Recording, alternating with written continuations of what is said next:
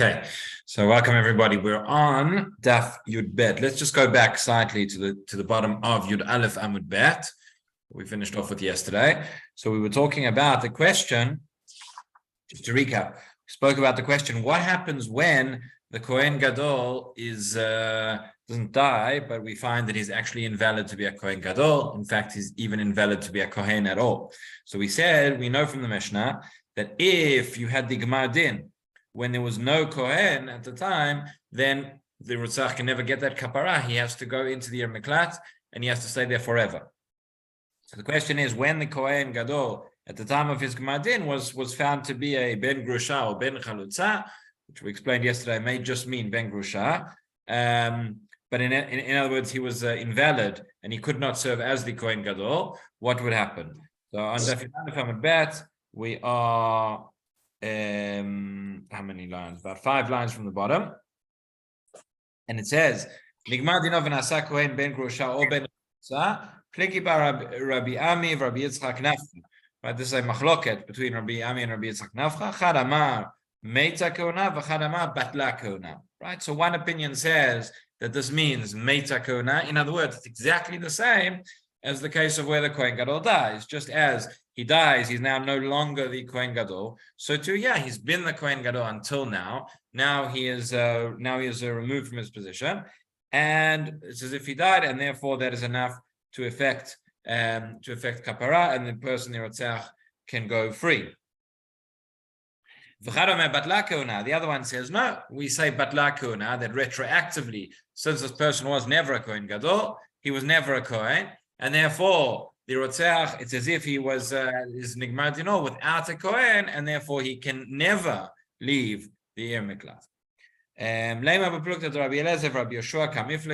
So should we say that's the same as the machloket between Rabbi Elazar and Rabbi Yoshua?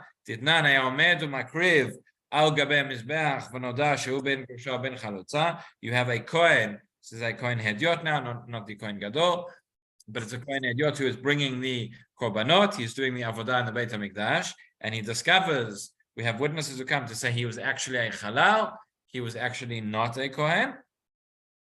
So then he has a machloket, 2 lines from the bottom. Rabbi Elazar Omer, kol korbanot shekrif psulin, Rabbi Yeshua machshir. Rabbi Elazar says, we go back retroactively, this person was never a Kohen. That's as if we say, seemingly batla kuna. All the korbanot he's brought so far would be pasul. Rabbi Yeshua says, no, machshir. Rabbi Yeshua says everything until now is okay, but from now onwards, not. So seemingly, mandama meitak Rabbi Yeshua, mandama batla Rabbi Eliezer. Right? It seems to be that the one who says, meitak kuna, we don't know who it is. It's one of Rabbi Ami or Rabbi Yitzchak Nafcha. We're not sure who said which opinion. But the one who said meita, that is like the opinion of Rabbi Yeshua, right, who says who's machshir or the korbanot lemafreya, and mandamar batla, the one who says no, it's nullified retroactively, that is like Rabbi Eliezer, right? So over the page, the beginning of Daf Yud Bet Amud Aleph, says the Gemara, no, that this machloket is not actually the same as the machloket Tanaim. It says Ali b'd Rabbi Eliezer kule alma lo pligi, right? Everybody agrees that Rabbi Eliezer, who says that we go back and we posel all the korbanot the Kohen has already brought, in our case, would certainly agree that we say batla kuna, and therefore the Rotzach has no recourse. He cannot leave the Yer Miklat ever. But ki pligi alibud Rabbi Yoshua, the machloket is in the opinion of Rabbi Yoshua. Manda ma meita ka Rabbi Yoshua, the one who says that it's only from now onwards, it's as if the Kohen has died. That is like the opinion of Rabbi Yoshua. That's the pshat, is what he said. Uman de amar batla, but even the one who says batla, which we said would certainly work for Rabbi Eliezer, Rabbi Yoshua may agree in this case as well. Ad kan lo kamar Rabbi Yoshua hatam. Rabbi Yoshua only said there in the case of a Kohen who's doing the avodah, and we find he's no longer a Kohen, that retroactively his korbanot are still kasher. Why? Because there we have a gzerat hakatuv. Tichtiv berach Hashem chelo upoel yadav tirtzeh. Those words, poel yadav tirtzeh, means the work of his hand is still accepted. Afilu chalalin shebo. So there it's accepted. But in our case, you would say that of the Miklat, even Rabbi Yeshua would agree. So we're left at the end of the day with a machloket regarding if the Kohen Gadol is found to be a halal.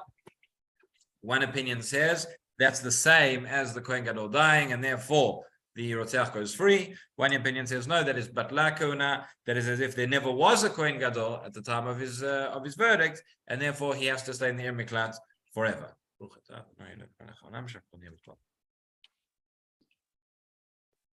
Okay, continues the Gemara. We're on Daf Yud Bet Amud Aleph. We are about 4 lines down, 6 lines down. Nigmar dino v'chulei. So says the Gemara. Amar Rav Yehuda Amar Rav, shtei ta'uyot ta'a Yoav be'ota sha'a.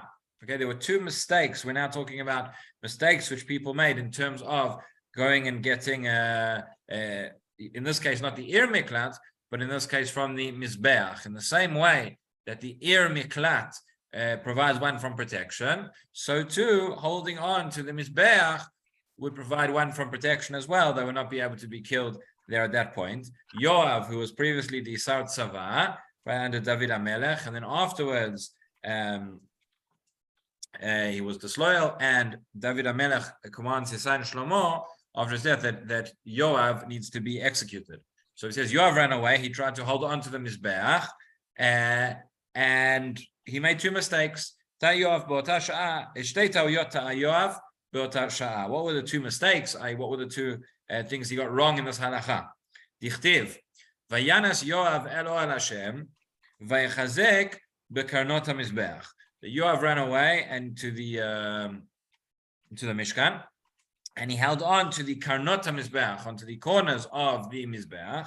Ta'a she'eno kolet ela gago. He made a mistake number 1, that the mizbeach is kolet not on its corners but on the top. V'hu tafas bekarnotav. Number 2, ta'a she'eno kolet ela mizbeach beit olamim, v'hu tafas mizbeach shel Shiloh. This din, which is written in the Torah, is regarding the mizbeach beit olamim, regarding the mizbeach in the Beit HaMikdash, not the mizbeach in the Mishkan. Right? It says Rashi. Rashi, the last of the wide lines at the top, he says Ta'a Yoav bidrasha the me'im mizbechi tikacheno. Right, the pasuk in the Torah says me'im mizbechi tikacheno lamut, meaning somebody can only be killed away from the mizbeach, but it says me'im mizbechi velo me'al mizbechi, not for on top of the mizbeach. V'kasavo da'ainu me'al mizbechi. So he thought it was the karnot, it was the corners which are protruding from the edge of the mizbeach. Mizbeach beit olamim, dichtiv mizbechi hamiyuchad li. That is the special mizbeach which is in the beit olamim, which is in the Beit HaMikdash. Now it's interesting. It says over here again in the Gemara. It says his second mistake was sheino kolet ela mizbeach beit olamim v'utafas mizbeach shel Shiloh. That this was the mizbeach of Shiloh. Now at the time, Rashi points out the mizbeach was not yet in Shiloh. It was not in Shiloh at that time. So says Rashi, hachi garsinan v'utafas b'mizbeach shel Bama she'asa David lifnei Haaron sheya b'oel asher natan lo David be'ir David. There was a mizbeach of a Bama, which is what David had placed in front of the Aaron. This is not in the Mishkan in Shiloh. But either way, it was a mizbeach there, which was temporary. This was before the building, of course, of the Beit HaMikdash, which we know the Beit HaMikdash was only built later on in the days of Shlomo. Okay, so those are the 2 mistakes that Yoav made regarding the klita of the mizbeach. Abaye says there was a third as well. Abaye omer ba'nami mit'ata ta'a she'eno kolet ela kohen ve'avoda bi'ado v'hu zar. Says Abaye, in addition, there's an extra halacha here, that the mizbeach only provides protection to a kohen who is performing the avodah, and not to a zar. Says the Gemara further. Amar Ish Lakish. The next part of the Gemara is a little bit abstract, but we'll go through. It says Shalosh Tauyot Atid Saroshel Romi Litot. Okay, the sar of Romi, the sar of Yah is referring to a type of malach.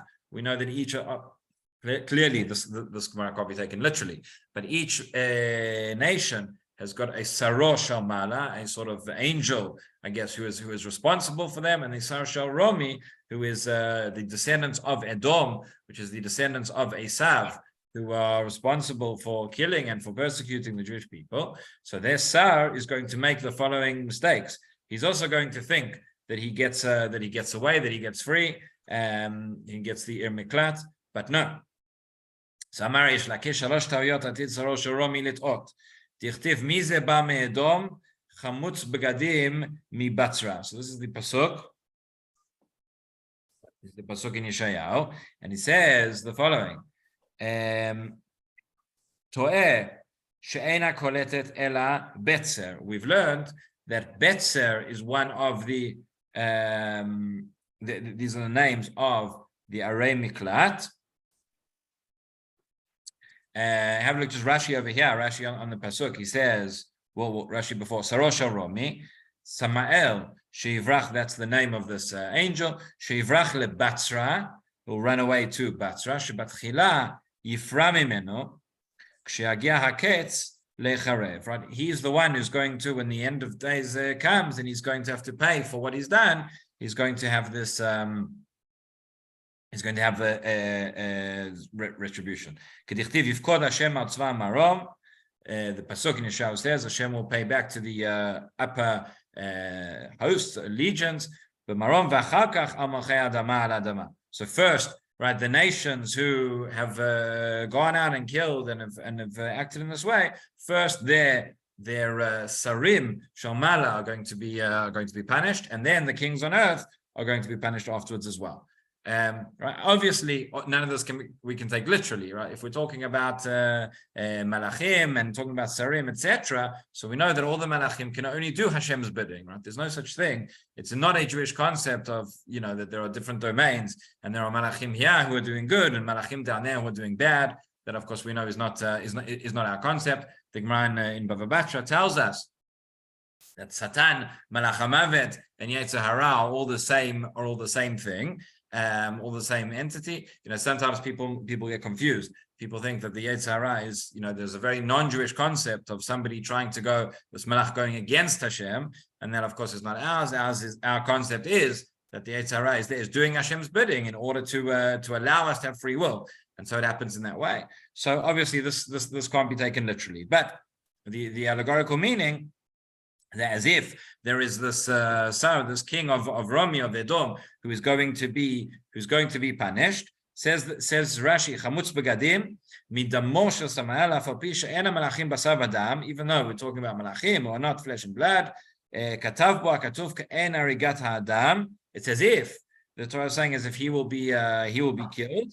This malach leshaver ta'ozen. It's written in a language that we can understand. It's given in an allegory.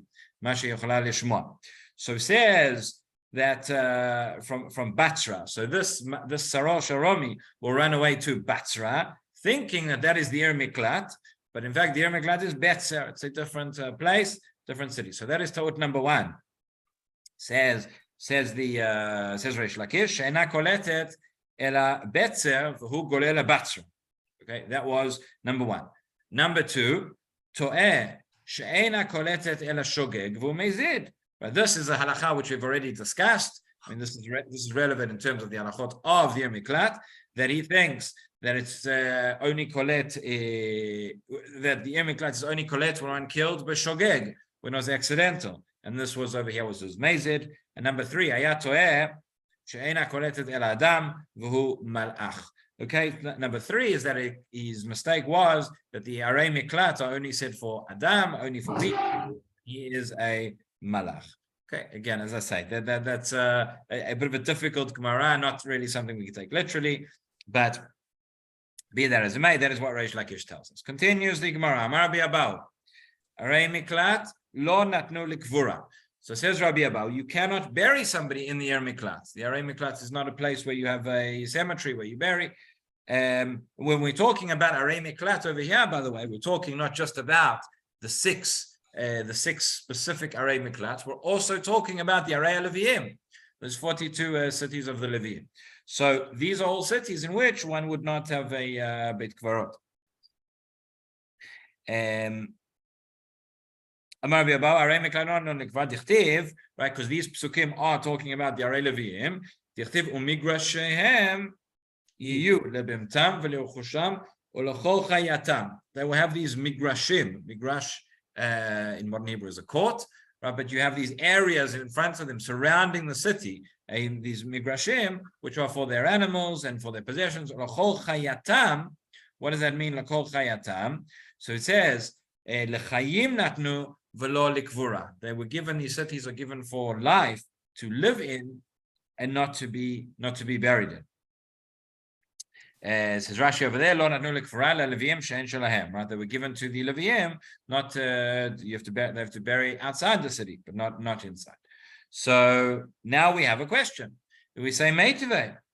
Shama, Shamte Tirato, Shamte Mitato, Shamte Kvarato. Right, we saw in the Mishnah already, it said from the Pasuk, Shama, what does it mean, Shama over there, that everything has to be there, Shamtei Dirato, that is where he will live, that is where he will die, Shamtei Mitato, Shamtei Kvarato, and that is where he'll be buried. We discussed yesterday the halachot, what happens if the person dies before the Kohen Gadol, or he dies before he goes into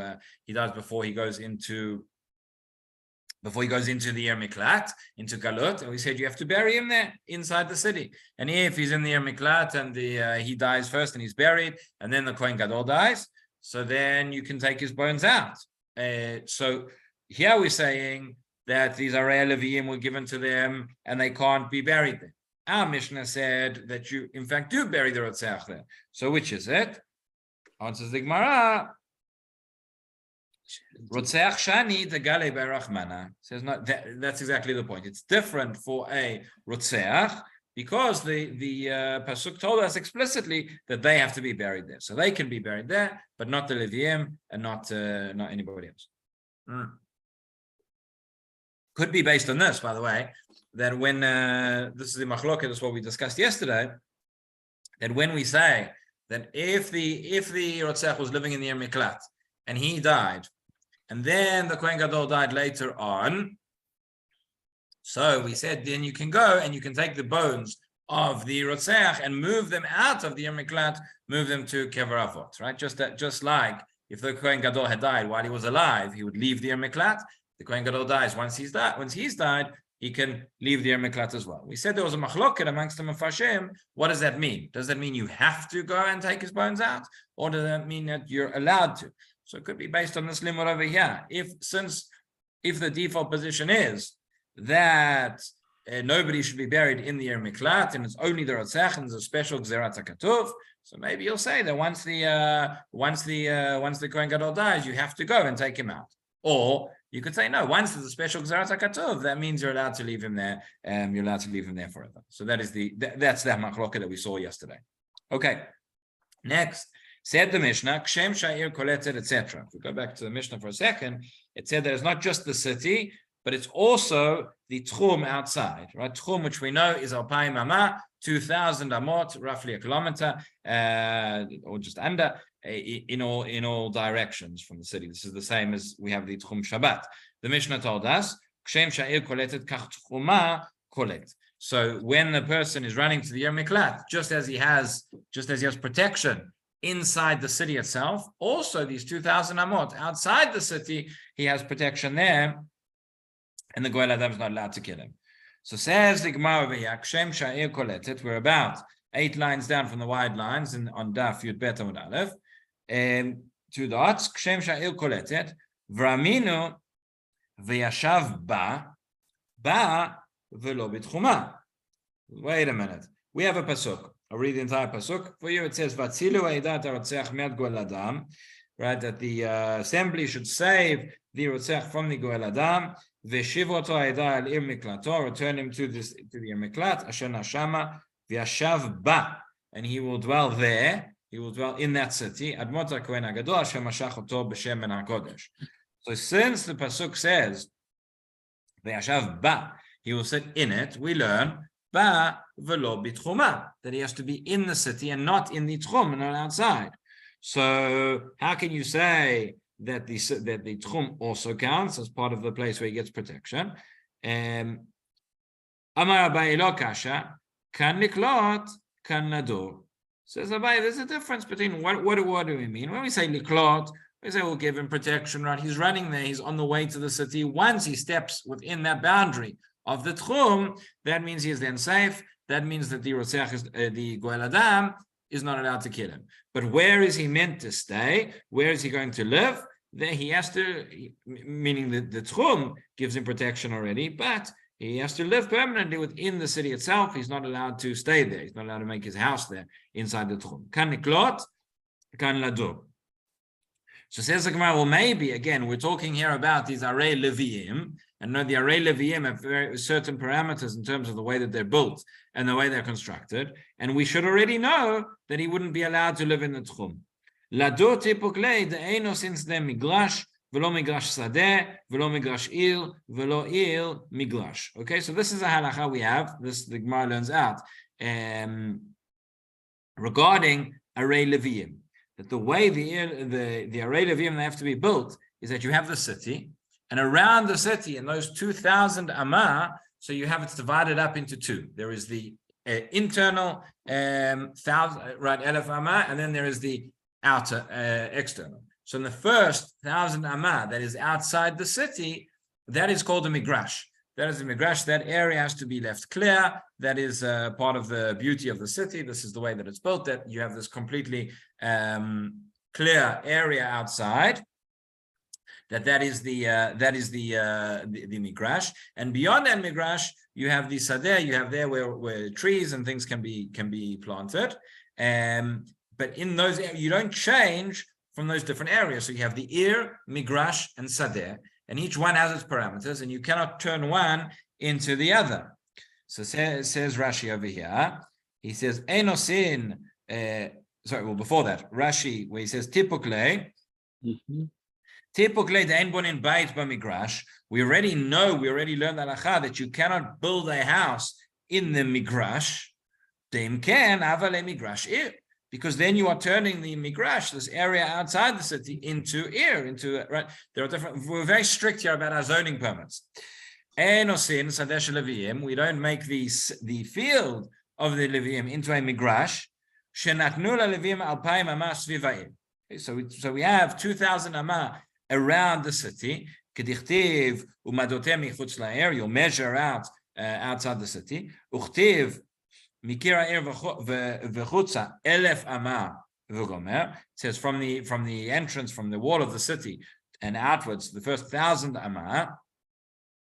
So haketzad, what does that mean? 1,000 amah migrash she'en bo lo bayit v'lo sadeh. The first 1,000 amah, that is the migrash. There you don't have a bayit, you don't have a house, you don't have a field, you don't have anything. Ve'ashar, and the next 1,000 amah, you can have sadot ukramim, fields and vineyards, etc. So we learn, so we have a special halacha that you have to keep the zones as they are. So tipukle de'eno sin sadeh migrash, you cannot turn the sadeh into a migrash. Lo migrash sadeh, not migrash to sadeh. Lo migrash ir, velo ir migrash. Okay, so therefore we already know that you can't be living outside in the tchum of the city. So what is it coming to teach us? That means va velo bitchuma. Interesting, by the way, that we might have thought that the Gemara could have given us a different answer. We might have thought, as we've seen in other contexts, that the Gemara could tell us, well, this is the array miklat and this is the array leviim. There's a difference between those two, but that's not the it's not the answer the Gemara gives. So it says regarding the array leviim. So we've established the following. We've said that just as the city is kolet, so to the tchum is kolet. But we said that you can't live in the tchum because of the fact that it said ve'ashav ba v'lo bitchuma. So it's going to tell us that tchum can be kolet, but he has to go live in the city. So we say, what's the chiddush? Why does the Gemara need to teach us that? Hooray! We already know that from the fact that the array leviim have got very, very strict laws regarding where you can live outside the city, that the alpayim amah has to be a migrash and a sadeh. So says the Gemara, Amar Rav Sheshet, lo nitzracha ela lemechilot. Says Rav Sheshet, now what are we talking about? What is the extra halacha which is teaching us here? It's about mechilot, sort of caves or underground. If you have some sort of an underground tunnel in that area of the migrash, so you might have thought that that's allowed, because that's not turning the migrash into a city, but nonetheless, for the Rotzeach, he's not allowed to live there. He has to live in the city itself. Says Rashi, Lamchilot tachat hakarka is underground. She'ein uchlot b'migrash. These don't take away from the migrash. Ein uchlot b'migrash klum milamala, from on top. V'lav dichtiv ba v'lo b'tchuma. So from the limud of ba and lo b'tchuma, of in the city and not in its tchum. So without that, Ayiti Omer yadu b'tchuma b'mara. So I might have thought that he could go and he could live in the city without he could live at the entrance to the city in the tchum in one of these caves. Comes to teach you that that is not the case. Okay, so that is that. Now we get on to the next halakha of what happens when the Rotzeach leaves the city. Okay, we're going to see there's going to be a three-way machloket over here. If he's allowed, we know the basic principle is he's not allowed to leave the city. Once he goes in, and we saw in the Rambam, right? If he leaves the city, hitirat damo, he is allowed his blood to be the goel adam is allowed to kill him. And there's going to be a machloket here based on the psukim whether the goel adam is allowed to kill him or whether really he should kill him. If you go back and see our Mishnah for a moment, our Mishnah said on Yud Aleph Amud Bet, the end of the Mishnah, Rotzeach she'atza chutz letchum. If the Rotzeach left the tchum, as we know, if he leaves the city and he's still in the tchum, he's still okay. But if he went out of the tchum, umetzao goel adam, and the goel adam found him, Rabbi Yossi Aglili omer mitzvah biyad goel adam v'reshut biyad kol adam. Rabbi Yossi Aglili says that it is a mitzvah for the goel adam to kill him, and there is reshut for anybody else to kill him. Rabbi Akiva omer reshut biyad goel adam v'chol adam chayvin alav. Rabbi Akiva says no. He says the goel adam has got reshut, he's allowed to kill him, but anybody else would be chayav for him. Right? We always say bein b'Rabbi Yossi Aglili or bein b'Rabbi Akiva, whatever the din's going to be. For the goel adam, for anybody else, it's going to be one level lower. So that works accordingly. So back on our Gemara Daf Yud Bet Amud Aleph, we're about halfway now down the page. Rotzech she'atza chutz latchum, etc. Right? The rotzech who left the tchum. Tanu Rabbanan. V'ratzach goel adam et harotzech. Okay, the pasuk says. Pasuk referring to when he has left the city. It says umatzah oto goel adam mechutz legvul im miklato. If the goel adam found him outside the border, outside the tchum of his city, v'ratzach goel adam et harotzach, and the goel adam killed the rotzach, ein lo dam.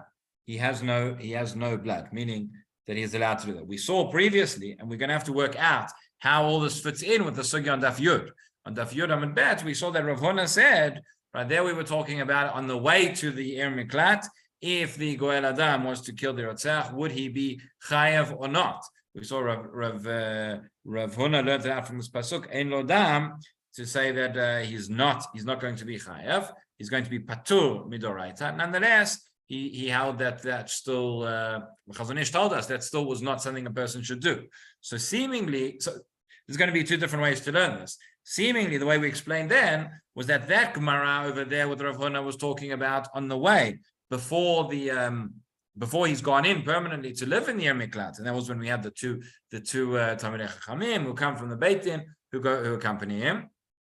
Over here, it seems to be talking about once he's already had the judgment established and he's already living in the Ir Miklat, and then he decides to leave, which he really shouldn't do.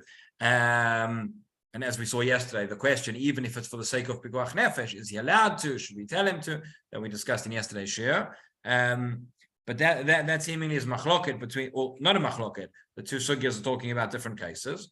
Or maybe you might say that actually there is a machloket between Rav Huna over here. We'll see shortly.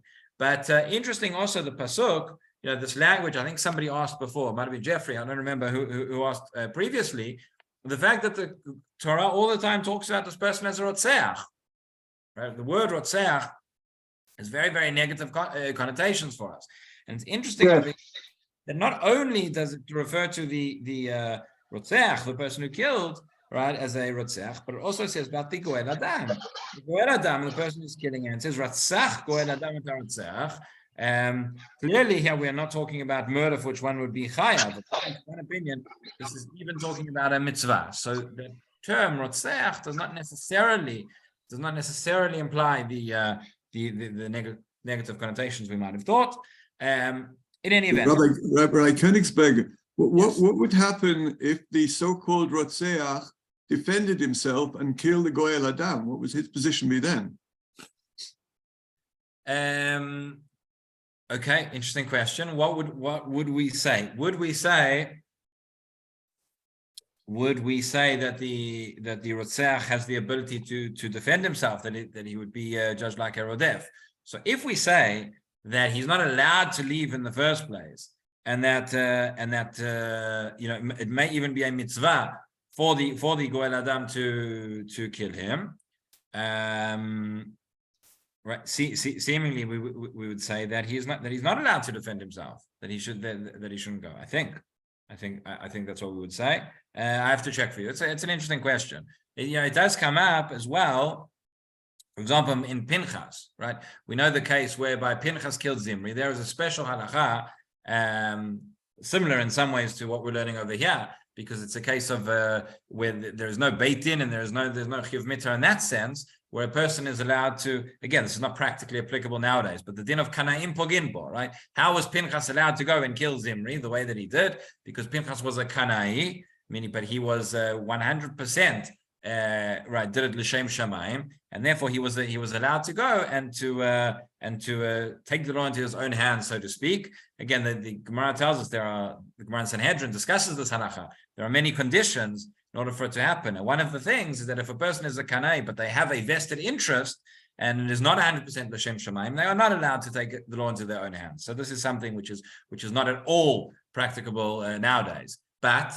Over there, where Pinchas was allowed to kill Zimri, had Zimri, or were a person in that situation to defend themselves and kill the Kanai who's trying to kill them first, they would be allowed to, because they're protecting themselves from a Rodef in that sense. So would we say the same thing over here, that there's a din of Rodef on the Goel Adam for the Rotzeach?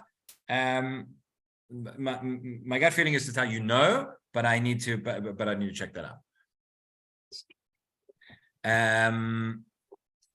Okay, so Agmara says like this: we have a braita. It's going to be similar to what we saw in the Mishnah. V'ratzach goel adam et harotzeach.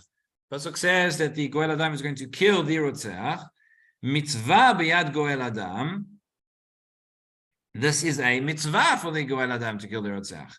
And goel adam, if there is no goel adam, right, there is no relative who is who would fit this category.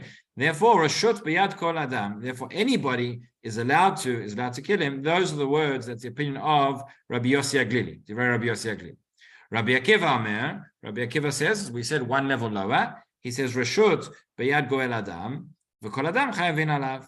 He says the goel adam is allowed to. But everybody else, nobody else is allowed to. Anybody else would be chayav for killing him.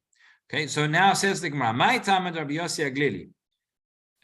What is the reasoning for Rabbi Yossi Aglili? Why does Rabbi Yossi Aglili say that there is a mitzvah?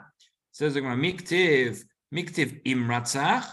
It doesn't say, the pasuk doesn't say if he kills them. The pasuk said, "V'ratzach goel adam." That word "v'ratzach" sounds like it's saying, and he should kill him. Right? Rashi over here tells us, it sounds like a command. V'ratzach ika lefrushe leshon tzivoy. Come on, v'asa b'tzalev ha'oliav. Right? That is like, you could understand that word v'ratzach being a command. And Rashi gives us another example. Why this example? It says v'asa b'tzalev ha'oliav, that they should. That B'tzalel and Oliav should make the Mishkan. The pasuk there is not saying they made it, saying they should make it. But you could also understand those words as being not Lashon Sivoy, as being Lashon Rashut.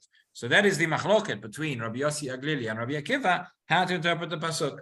Rabbi Yossi Aglili says Ratzach means he should kill him, and that's why he says My Talmud Rabbi Yossi Aglili miktiv im Ratzach. It doesn't say if he killed him. It says when he kills him, he should. Continues the Gemara. Rabbi Akiva, miktiv yirtzach.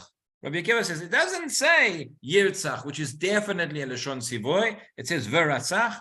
So the point is, this language is ambiguous. It could mean a command, it could not. and that is the disagreement between them. Amar Zutra Bartuvia Marav Rotzeach she'atzah chutz letchum u'mutzao goel adam ve'arago ne'erag alav. So Mar Zutra Bartuvia says in the name of Rav the following halacha.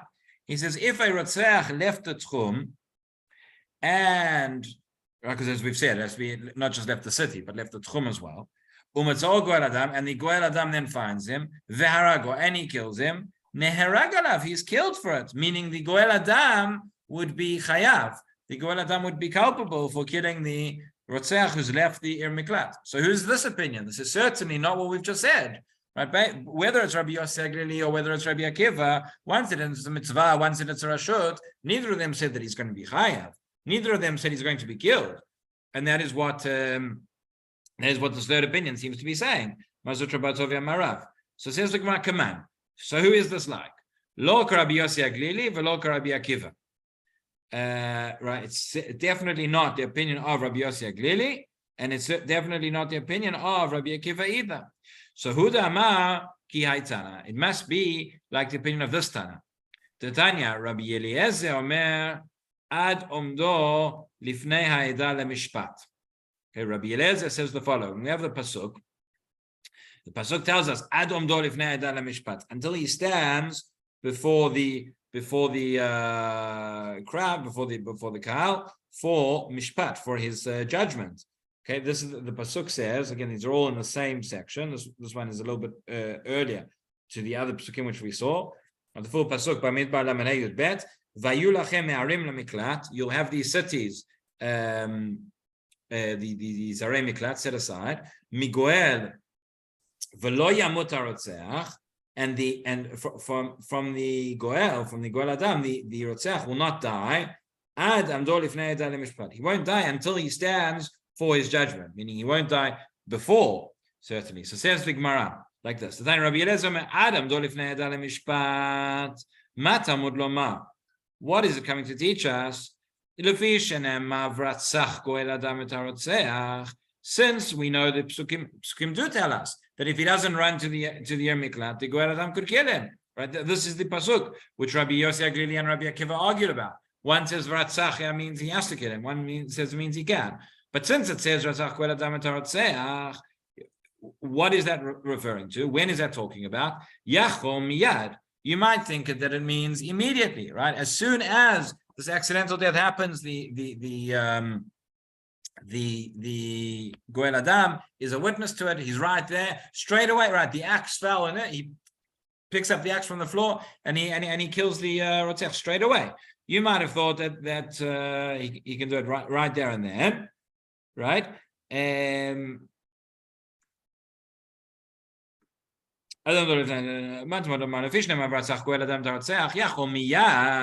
You might think it means immediately. Talmud Lomar Ad Omdo Lifnei Adam Mishpat. Says no, it doesn't mean immediately. It means only after, only until. Sorry, Ad Omdo Lifnei Adam Mishpat, until he goes and he has the mishpat.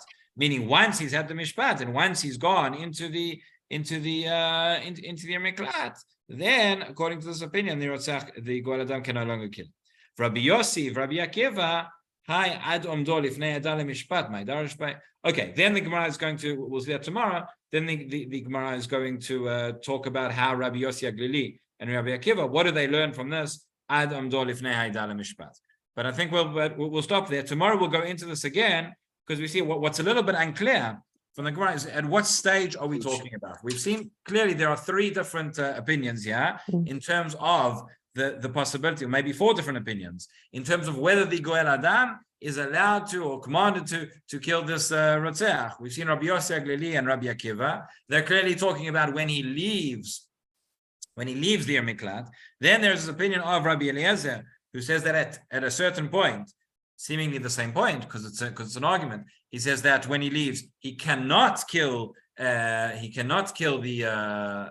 Rotzeach. We saw the Gemara Daf Yud with Rav Huna talking about how if the Rotzeach was on his way to the Ir Miklat, that if somebody killed him, he would not be responsible.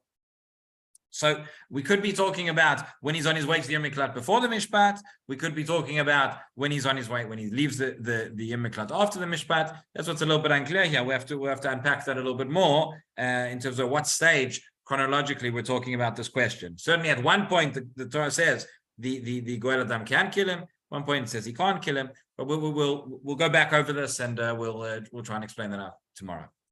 Shkoch. Thank you very much. Thank you very much. Thank you. Have a good day, everybody.